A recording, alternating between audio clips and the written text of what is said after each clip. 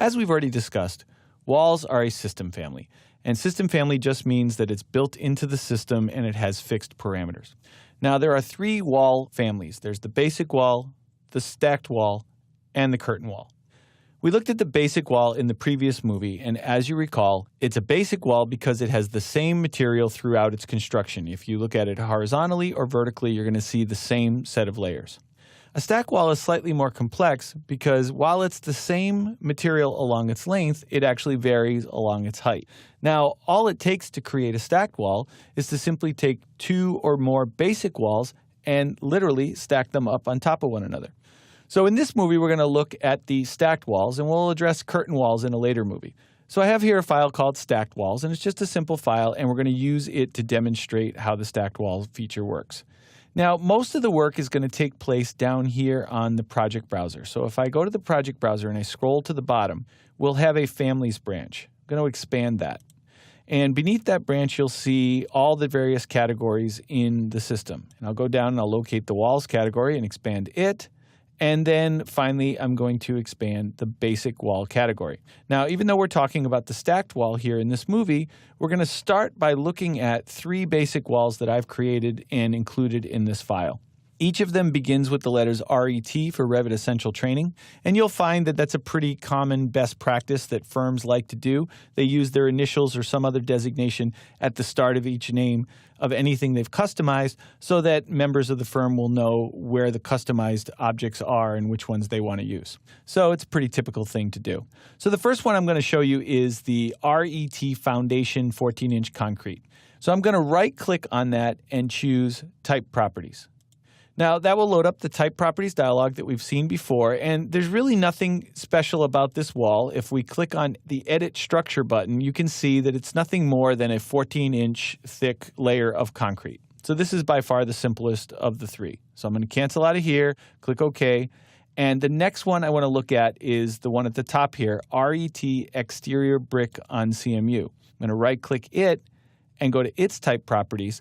And this time what I want to do is down here for view, we can actually change the view direction from a floor plan to a section. And that will make it a little bit more obvious what we're seeing here in this particular wall type. I'm going to choose Edit Structure again. And we have all our various layers. Here's our brick finish layer. Here's our air gap. Here's our rigid insulation. There's a membrane. And then finally the concrete structure. If you click over here in the preview, you can actually zoom in here. So I'm going to roll my wheel, and there's this additional component right here. There's this soldier course brick, and that's actually controlled here under sweeps. Now, we're going to talk about sweeps in a later movie, so I'm not going to get into the details of it right now. Let me go ahead and OK out of here 2 times without making any changes. And then the final one is the one here in the middle, exterior brick parapet. Look at its Type Properties. We're in the section cut. It also has a sweep at the top, and as you can see, it's got 3 widths of brick and an air gap here in the middle. Okay, so what we're going to do now, let me cancel out of there, is we're going to come down here to the stacked wall family beneath walls, expand it, and every family has to have at least one type. So you'll see here that there's already a type here in this project. And this is just the generic one that comes with the template. I want to duplicate this and customize it so we can build our own stacked wall. So I'm going to right-click on that and duplicate it. That's going to create exterior brick over CMU metal stud 2. So I'm going to select that, right-click again, and rename it. And I'll do RET for Revit Essential Training _, and I'll just call this exterior wall. And press Enter. I'm going to right-click that again and go to its Type Properties. That takes us to a similar Type Properties, but as you can see, it's a little bit simpler. When you click the Edit Structure button over here, all you really have to do now is tell it which walls you want to stack up.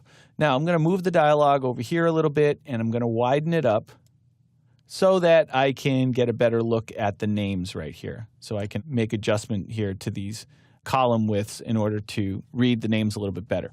Now, I'm going to start at the bottom, okay, with my lowermost wall here. And that wall, I want to use my RET Foundation 14-inch concrete. So I'm going to choose that there.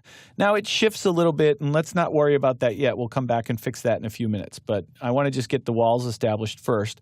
The next one up in the stack is going to be the RET brick on CMU. And then I'm going to click the Insert button.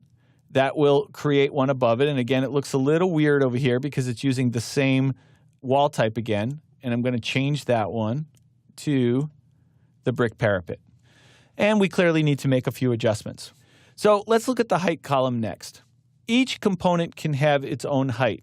One of the components will have a variable height and the others will all have a fixed height. So we've got a 3-component wall. That means 2 of them have a fixed height. So I'm going to start with those. All right, so I'm going to select my parapet wall at the top, and I'm going to come over here to the height column, and I'm going to just make that 3 feet instead of what it was defaulting to. Now for my component down at the bottom, I'm going to click there, and I'm going to make that 4 feet. Now you'll see the component in the middle is the variable one.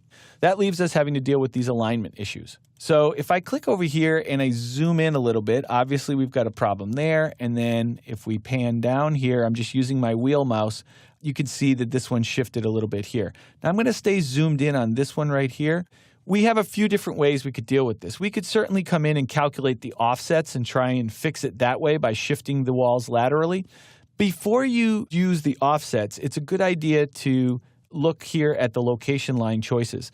Whatever you choose here is where these offsets will be measured from. So if we can find a better common edge that we can use, it might save us a little bit of trouble in calculating the offsets. And in this case, I think the most logical choice to measure the offsets from is the exterior face of the core. When I choose that, you're going to see it shift a little bit right here, but notice that the brick now lines up nicely with the CMU.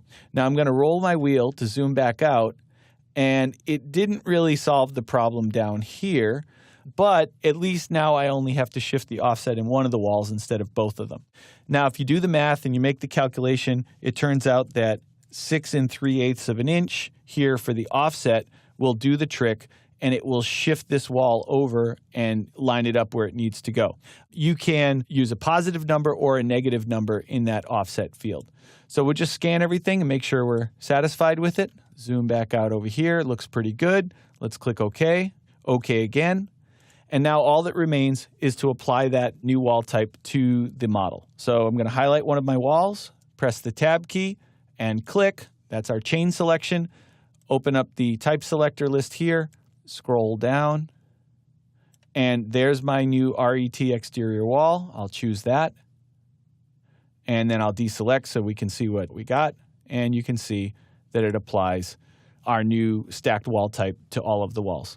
So creating a stacked wall involves having 2 or more basic walls that you want to stack on top of one another. Either use existing walls that you already have in your library, or you can create them from scratch, and then you simply create a stacked wall, assemble the parts on top of one another, and fix any offsets for any lateral shifts that you need to do, and then apply the wall to your model.